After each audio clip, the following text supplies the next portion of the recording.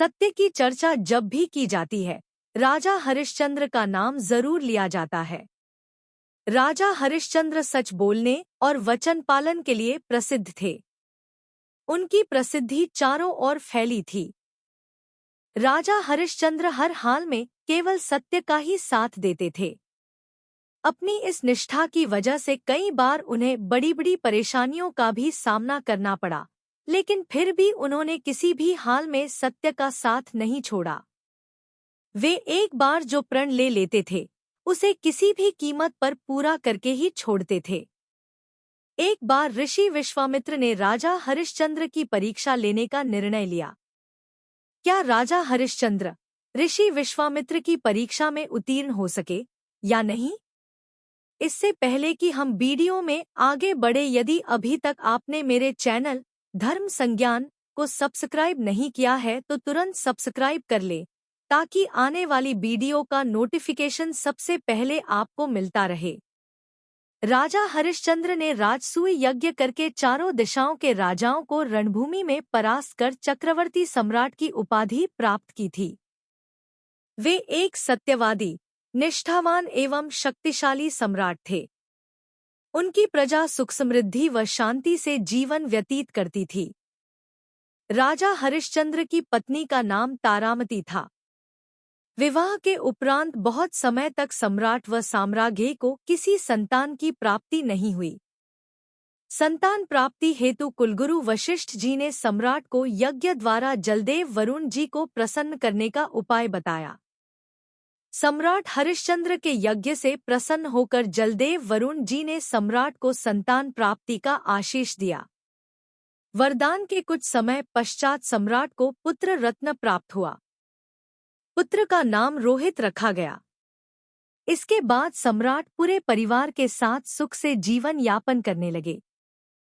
कुछ समय पश्चात देवताओं के राजा इंद्रदेव की एक राजसभा में महर्षि वशिष्ठ व महर्षि विश्वामित्र दोनों के साथ उपस्थित होने का अवसर हुआ।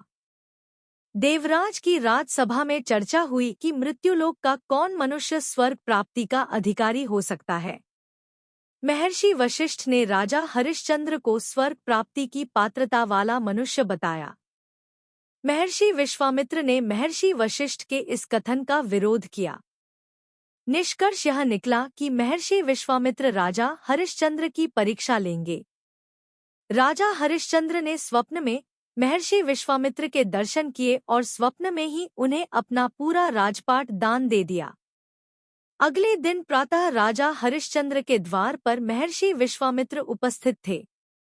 महर्षि विश्वामित्र ने राजा को स्वप्न का स्मरण कराया और उनके पूरे राज्य को दान में मांग लिया।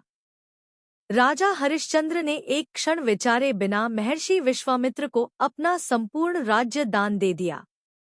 दान के उपरांत महर्षि ने दक्षिणा की मांग हरिश्चंद्र जी के समक्ष रखी। क्योंकि अब देने के लिए कुछ बचा ही नहीं था, इसलिए हरिश्चंद्र जी ने स्वयं को व अपनी पत्नी को नीलाम कर दक्षिणा का धन जुटाया। तारामती जी एक सेठानी के यहाँ घरेलू सेवक का कार्य करने लगी। बालक रोहित भी अपनी माता के साथ रहा। इधर हरिश्चंद्र एक चांडाल के सेवक का कार्य करने लगे। हरिश्चंद्र का कार्य दाह संस्कार के बदले मूल्य वसूलने का था। कुछ समय ऐसे ही बीता। सेठानी ने बालक रोहित को भगवान की पूजा के लिए पुष्प तोड़कर लाने का कार्य सौंप रखा था। एक दिन बगीचे में फूल तोड़ते समय रोहित को एक सर्प ने डस लिया।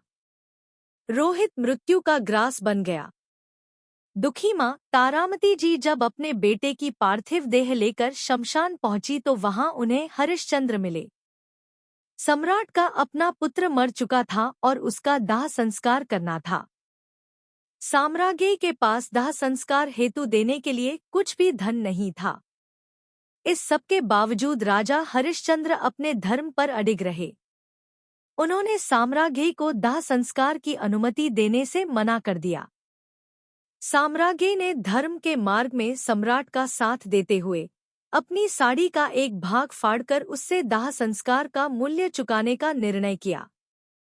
साम्राज्ञी ने जैसे ही साड़ी फाड़ी, देवताओं ने राजा हरिश्चंद्र की विजय का उद्घोष कर दिया।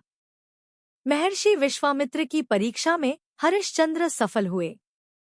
उल्लासित देवताओं ने शमशान पर पुष्पों की वर्षा आरंभ कर दी। प्रसन्न विश्वामित्र जी ने वहां उपस्थित होकर अभिमंत्रित जल छिड़ककर रोहित को पुनर्जीवित कर दिया। देवताओं ने राजा हरिश्चंद्र को स्वर्ग में आमंत्रित किया, किंतु हरिश्चंद्र अभी भी धर्म पर अडिग रहे। उन्होंने अपनी प्रजा का विचार कर कहा कि वे स्वर्ग में तभी आएंगे जब उनकी प्रजा को भी स्वर्ग में एक दिन व्यतीत करने का अवसर मिले। सम्राट हरिश्चंद्र ने जो कहा वैसा ही हुआ। रोहित ने सूर्यवंश को आगे बढ़ाया। आगे उनके वंशज सम्राट रघु एवं भगवान श्री राम जैसे प्रतापी राजा हुए। राजा हरिश्चंद्र का जन्म आज से लगभग 8000 वर्ष पूर्व 6000 ईसा पूर्व हिंदू पंचांग के पौष माह के शुक्ल पक्ष की पूर्णिमा के दिन सूर्यवंश में हुआ था। सूर्यवंश को इक्ष्वाकुवंश व रघुवंश के नाम से भी संबोधित किया जाता है। भगवान श्री राम राजा हरिश्चंद्र के ही वंशज थे। राजा हरिश्चंद्र के पिता सूर्यवंशी राजा सत्यव्रत थे। राजा हरिश्चंद्र अयोध्या के राजा थे।